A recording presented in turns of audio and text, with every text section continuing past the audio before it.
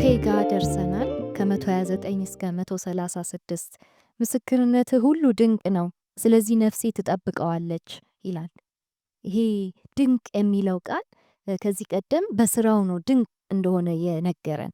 አሁን ደግሞ በቃሉም እግዚአብሔር ድንቅ ነው ይላል። የእግዚአብሔር ምስክርነት እሱን እንድናስብ ያደረገበት መንገድ ቃሉ በሙሉ ትእዛዙ በሙሉ ድንቅ ነው ይላል።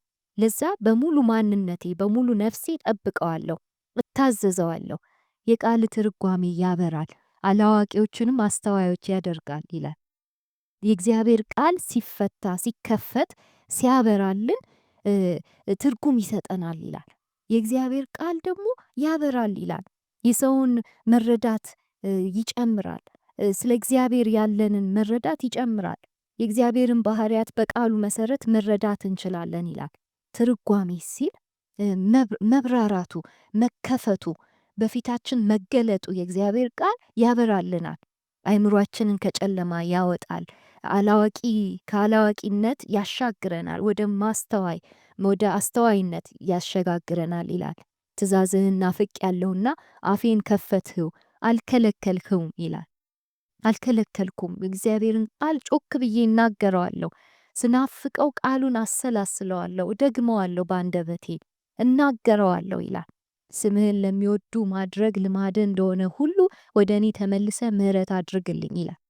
የጌታን ስም የሚወዱ እግዚአብሔር ሚሽፓቱን ፍርዱን ያደርግላቸዋል፣ ብድራትን ይመልስላቸዋል። ይሄ ደግሞ ልማድ ነው ይላል።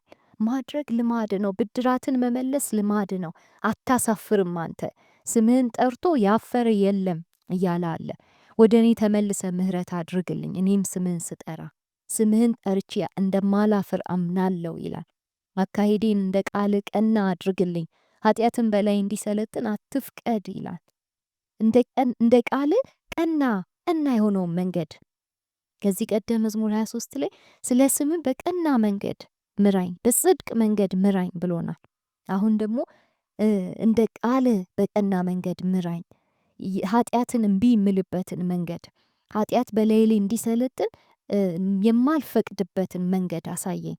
ከቃሉ ጋር ስጣበቅ አይፈቅድለትም። ቃሉ ራሱ ኃጢአት እንዲለማመድ አይፈቅድም። ይመረምረዋል፣ ይገስጸዋል፣ ይወቅሰዋል። ስለዚህ ቃሉ ጋር መጣበቅን ይመርጣል።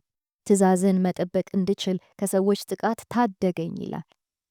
የእግዚአብሔርን ቃል እንድንጠብቅ ከሰዎች ጥቃት መታደግ አለበት ጌታ ይላል። ጌታችን ትድግናውን ሊዘረጋል ማዳኑን ሊያመጣልን ይገባዋል። ያለዛ ቃሉን እንድንጠብቅ አያግዙንም ሰዎች። ይህ ክፉ የተሞላበት ዓለም ስለሆነ ከቃሉ እንድንጎድል እንዳንታዘዝ ጠማማውን መንገድ እንድንከተል ነው የሚጋብዙን እንጂ የጌታን ቃል ጠብቁ በቃ ታዘዙ ብለው የሚያበረታቱ ጥቂቶች ናቸው። ስለዚህ እባክህ ታደገኝ ይላል። ከክፉዎች ጥቃት ታደገኝ። ስደት ሲያበዙብኝ በቃ ቦታ እንዳልሰጣቸው እርዳኝ ይላል። በባሪያ ላይ ፊትህን አብራ ስርዓትህንም አስተምረኝ። እኔ ባሪያ ነኝ ብሏል ከዚህ ቀደም፣ አሁንም ባሪያ ነኝ። ስለዚህ ፊትህን አብራልኝ፣ ፊትህን ወደ እኔ መልስልኝ፣ በጎነትህን አሳየኝ ይላል። ፊቱን እግዚአብሔር ሲያበራለት በቃሉ መሰረት ነው፣ በስርዓቱ መሰረት ነው። ስርዓቱን ሲያስተምረው እግዚአብሔር ፊቱን መለሰለት ይባላል። እግዚአብሔር ፊቱን አበራለት። ሕግ ባለመከበሩ እምባዬ እንደ ውሃ ይፈሳል ደግሞ ይላል። ከዚህ ቀደም ሲናደድ እንደነበር ነግሮናል። ከዚህ ቀደም ቅዱስ የሆነ ቅናት እንደያዘው ነግሮናል። አሁን ደግሞ ሐዘን በውስጡ እንዳለ የእግዚአብሔር ቃል የእግዚአብሔርን ሕግ ሰዎች ሲተላለፉ ሲመለከት በቃ ፈሪሃ እግዚአብሔር እንደሌላቸው ያያል። ስለዚህ ይሄ ደግሞ ያሳዝነዋል። እግዚአብሔር ሲያዝን እርሱም ያዝናል። የእግዚአብሔር መንፈስ ሲያዝን የእርሱም መንፈስ እንደሚያዝን እምባው ያለማቋረጥ እንደሚፈስ ይናገራል። ስለዚህ የእግዚአብሔርን ቃል ሰዎች እንዲያከብሩ ይፈልጋል። ይቀናል። የእግዚአብሔር ቃል እንዲከበር፣ ፈሪሃ እግዚአብሔር እንዲሰፍን፣ የእግዚአብሔር ንጉስነት በዚህ ምድር እንዲታወቅ ይፈልጋል። ጻዴ 137 እስከ 144 እግዚአብሔር ሆይ አንተ ጻድቅ ነህ፣ ፍርድህም ትክክል ነው፣ ምስክርነትን በጽድቅ አዘዝህ፣ እጅግ አስተማማኝም ነው ይላል። አሁን ደግሞ የቃሉን ትክክለኝነት ቃሉ እንዴት ነጥሮ እንደገባ የእግዚአብሔር ቃል ንጹሕ እንደሆነ እየነገረን አለ። ከቃሉ ምንም ፍንክች ማለት አይፈልግም። እያንዳንዱ የተጻፈው ቃል የእግዚአብሔር ቃል የሚወጣለት እንከን የለም ይላል። ቃሉ ትክክል ነው። የእግዚአብሔር ምሽፋት ትክክል ነው፣ ጻድቅ ነው ይላል። እግዚአብሔር በቃሉ ጻድቅ ነው። ምስክርነቱ በሙሉ ጽድቅ ያለበት ነው ይላል። ጽድቅን ነው የሚያዘን። እሱ ጻድቅ ስለሆነ ልክ እንደሱ ጻድቅ እንድንሆን፣ እሱ ትክክል ስለሆነ እንደሱ ትክክል እንድንሆን ይፈልጋል። ለዛም ቃሉን ሰጥቶናል። ቃሉ ደግሞ አስተማማኝ ነው፣ ወደዛ ያደርሰናል እያለ ይናገራል። ጠላቶቼ ቃልህን ዘንግተዋልና ቅናት አሳረረኝ። አሁንም ለቃሉ ያለውን ቅናት ይነግረናል። ቃሉን መርሳት እንዴት እንደሚያሳዝን፣ ከቃሉ የተላለፈን ሕይወት መኖር እንዴት እንደሚያበሳጨው ይነግራል። ቃል እጅግ የነጠረ ነው፣ ባሪያህም ወደደው ይላል። ከእግዚአብሔር ቃል እንከን ልታገኙ አትችሉም። የተጠራቀመው ይሄ የተሰጠን ቃል በሙሉ ነጥሮ ተጣርቶ የገባ ነው። ንጹሕ የሆነው ቃል ነው። አንዲትን እየወጣ ማጥፋት አትችሉም። አንዲትን እየወጣ ልታወጡ አትችሉም። ውይ በቃ ይሄ አይረባም፣ ይሄ አይጠቅም ብላችሁ ልታወጡለት አትችሉም። እንከን አይገኝለትም። የነጠረ ነው። እያንዳንዱ ፊደል የነጠረ ነው። የእግዚአብሔር ቃል በጣም ክቡር፣ የተከበረ፣ እጅግ የተወደደ ነው ይለናል። ባሪያም ወደደው፣ እኔ አገልጋይ ወደዋለሁ ቃልህን፣ እያንዳንዱን ቃል እጠብቃለሁ ይላል። እኔ ታናሽና የተናቅሁ ነኝ፣ ነገር ግን መመሪያን አልዘነጋውም። ምንም ብናቅ፣ ምንም ታናሽ ብሆን የእግዚአብሔርን ትልቁን ቃል ትልቁን መመሪያ አልዘነጋም ይላል። የእግዚአብሔር የተወደደውን የተከበረውን ቃል እኔ ትንሹ ባሪያ አነበዋለሁ። ይሄ እድል ተሰጥቶኝ አነበዋለሁ፣ ጠብቀዋለሁ ይላል። ጽድቅ ዘላለማዊ ጽድቅ ነው፣ ሕግም እውነት ነው። የእግዚአብሔር ጽድቅ ዘላለማዊ ነው ይላል። ጽድቁ በቃሉ የተገለጠው ጽድቁ ዘላለም ነው። ሕጉ እውነት ነው። ይሄ ቶራው ኤሜት ነው፣ እውነተኝነት ያለው ነው ይላል። መከራና ስቃይ ደርሶብኛል፣ ነገር ግን ትእዛዝህ ደስታዬ ነው ይላል።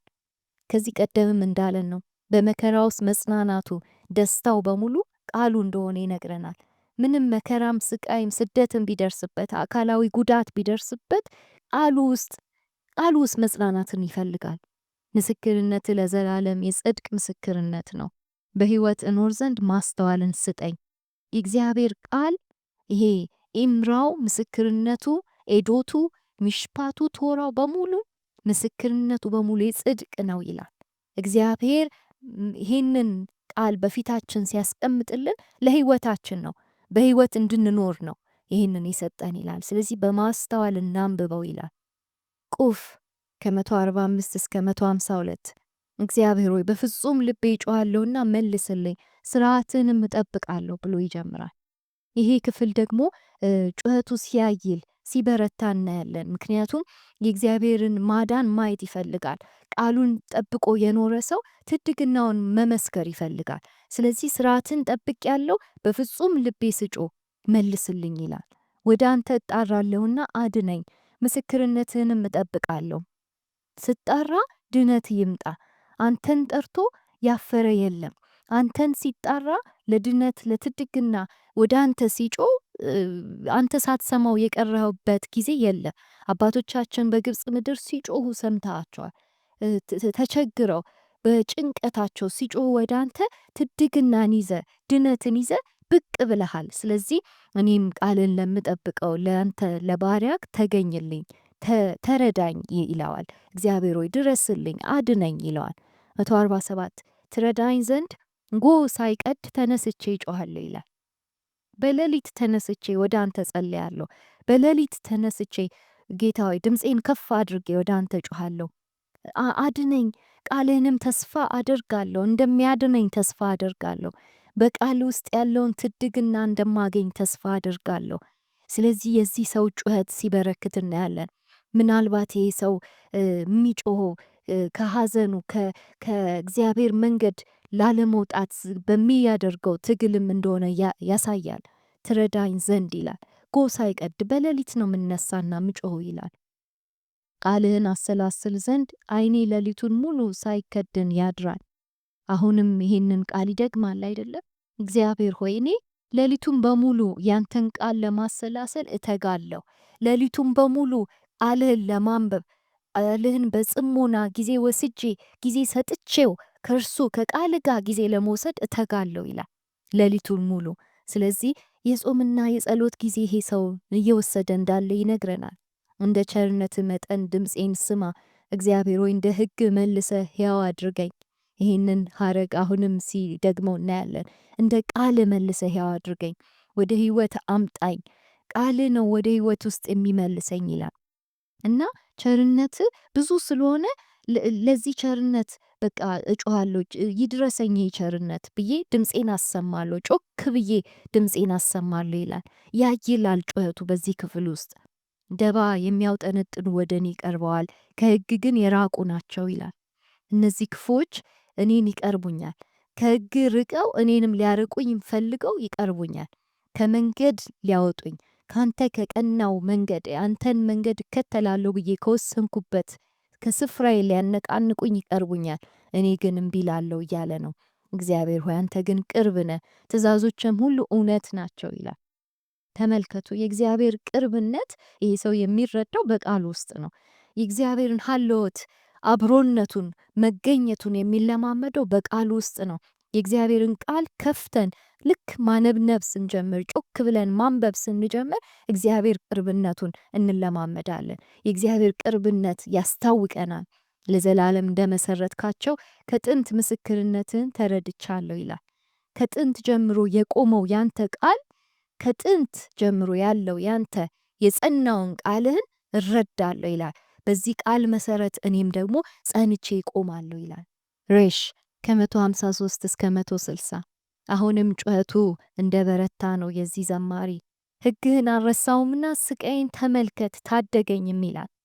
የእግዚአብሔርን ሕግ እያሰላሰልኳለሁ፣ በመከራዬ ውስጥ እያሰላሰልኳለሁ፣ በስቃይ ውስጥ በአስቸጋሪ ሁኔታ ውስጥ ከቃል ጋር ተጣብቄ ያለው። እባክህ ከቃል ውስጥ የሚመጣውን ትድግና ስጠኝ፣ ታደገኝ፣ አድነኝ ይላል። ተሟገትልኝ፣ አድነኝም፣ እንደ ቃልህም ሕያው አድርገኝ።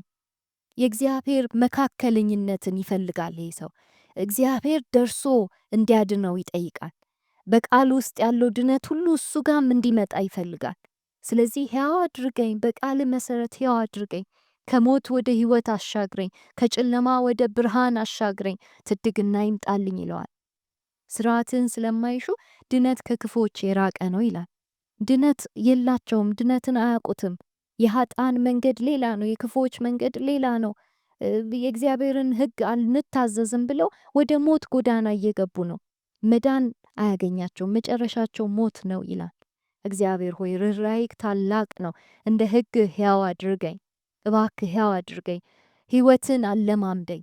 በዛ በኬሴድ በምህረት በርኅራኄ ታላቅ የሆነው ያ ፍቅር ይታደገኝ፣ ሰው ያድርገኝ። የሚያሳድዱኝ ጠላቶቼ ብዙዎች ናቸው፣ እኔ ግን ከምስክር ዘወር አላልኩም ይላል። ለዚህ ለቃል ዋጋ ለመክፈል ዝግጁ ነኝ፣ ዋጋ ከፍላለሁ። ቃልን ከጄ ለማስጣል ከልቤ ለማስጣል የሚታገል ኃይል አለ። በቃል እንዳልኖር የሚታገል ክፉ አለ። ግን ከቃል ዞር አልልም ይላል። በቃል ነው ምኖረው። ምንም ስደት ቢበዛብኝ፣ ምንም መከራ ቢያይልብኝ በቃል እኖራለሁ። ቃልህን አይጠብቁምና ከዳተኞችን አይቼ ይርቃቸዋለሁ ይላል። የእግዚአብሔርን ሕግ የማይጠብቁ ክህደትን የሚለማመዱ ናቸው። ለዚህ ንጉሥ ልባቸውን ያልሰጡ፣ ለንጉሱ ሕግ ልባቸውን ያልሰጡ ከዳተኞች ናቸው። የእሱን መንግስት የካዱ ናቸው። ለሌላ መንግስት ቃል የገቡ ናቸው። ለሌላ መንግስት ዜጋ የሆኑ ናቸው። ስለዚህ ከነሱ ርቃለሁ፣ ከሩቅ አይቼ ይርቃቸዋለሁ ይላል። ቃልህን ካልጠበቁ ከነሱ ጋር ህብረት አላደርግም። መመሪያን እንዴት እንደምወድ ተመልከት። እንግዲህ የምከፍለውን ዋጋ ለቃል ብዬ የማልፍበትን ጎዳና ተመልከት። እግዚአብሔር ወይ እንደ ምሕረትህ ሕያው አድርገኝ፣ ሕያውነትን አለማምደኝ። እንደ ምሕረትህ ሕያው አድርገኝ፣ እንደ ቃል ሕያው አድርገኝ። ቃል በሙሉ እውነት ነው፣ ጻድቅ የሆነው ሕግህም ዘላለማዊ ነው ይላል። ቃሉ በሙሉ እውነት ነው። ምልአት በሙሉ በምልአት ቢታይ ይሄ ቃሉ ጻድቅ ነው። ሕጉ ትክክል ነው፣ ዘላለማዊ ነው፣ ጸንቶ የሚኖር ነው። ሙሉ ማንነቱ እውነት ያለበት ነው። የእግዚአብሔር ቃል እንከን አይወጣለትም። ሽን 161 እስከ 168 ገዢዎች ያለ ምክንያት አሳደዱኝ፣ ልቤ ግን ከቃሌ የተነሳ እጅግ ፈራ አለ። በዚህ ምድር ላይ ብዙ የሚያስፈራ ስደት ደርሶብኝ ያውቃል። ትልልቅ ኃይል ያላቸው ገዢዎች፣ ባለስልጣኖች አሳደውኝ ያውቃሉ። ነፍሴን ተገዳድረዋት ያውቃሉ። ግን ፍርሃት፣ የሚያርድ ፍርሃት የሚይዘኝ ቃል ውስጥ ያለው እውነት ነው ይላል። እግዚአብሔርን ተዋውቆታል በቃሉ ውስጥ። ስለዚህ እግዚአብሔርን እንደሚፈራው ይናገራል። ፈሪያ እግዚአብሔር በሙሉ ልቡ እንዳለ ይነግረናል። እግዚአብሔርን ነው የምፈራው። ከምንም ነገር የበለጠ የምፈራው እግዚአብሔርን እንዳላሳዝን፣ እግዚአብሔርን እንዳላስቆጣ፣ የእግዚአብሔር ፍርድ እኔ ላይ እንዳይወድቅ ነው። ስለዚህ ቃሉን ታግሼ ታዝዤ በእምነት እኖራለሁ እንጂ ለምድራዊ ነገስት፣ ለምድራዊ ገዢ እጄን አልሰጥም። እነሱ እንዳያሳድዱኝ ብዬ አላመቻምችም ይላል።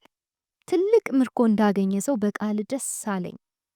እንደው ትልቅ ሀብትን ወርቅን እንዳካበተ ሰው ቃል ውስጥ ጊዜ ስወስድ የሚሰማኝ ደስታ ከዛ ይልቃል ይላል። ትልቅ ምርኮን ውርስን እንዳገኘ ሰው፣ እግዚአብሔር ብዙ ሀብትን እንደሰጠው ሰው በቃል ውስጥ ደስ ይለኛል። ምክንያቱም መወርሰው አንተን ነው፣ ሀልወትን ነው፣ መገኘትን ነው። በመገኘት ውስጥ ረሰርሳለሁ ቃልን ሳነብ ይላል። ሐሰትን እጠላለሁ፣ ጸየፋለሁ፣ ሕግህን ግን ወደድሁ። ይሄም ተቃራኒ ሐሳቦችን አሁንም እየቀጠለ ይነግረናል። እውነት የሌለበትን ሐሰትን እጠላለሁ፣ ጸየፈዋለሁ። ያን መንገድ አልመርጥም። የምመርጠው የጌታን ቃል ነው። እርሱንም ወድጄ ይከተላለሁ። ጻድቅ ስለሆነው ሕግ በቀን 7 ጊዜ አመሰግንሃለሁ ይላል። 7 ጊዜ ይሄ ፍጹም የሆነ ቁጥር፣ ሙሉ የሆነ ቁጥር ነው። ደጋግሜ አመሰግንሃለሁ፣ ቀኑን ሙሉ አመሰግንሃለሁ። 7 ጊዜ ማለት ጨምሬ ጨማምሬ ሙሉ የሆነን ክብርን አመጣልሃለሁ።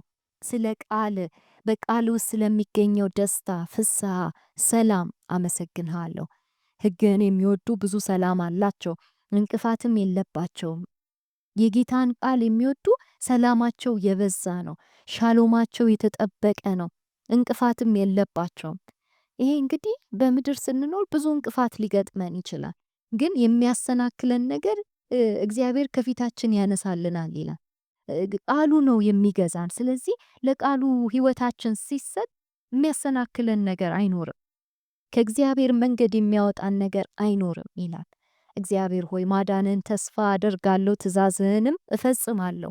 የጌታን ማዳን ትድግናውን አምኜ ተስፋ አድርጌ በቃሉ ላይ ቆሜ እኖራለሁ ይላል።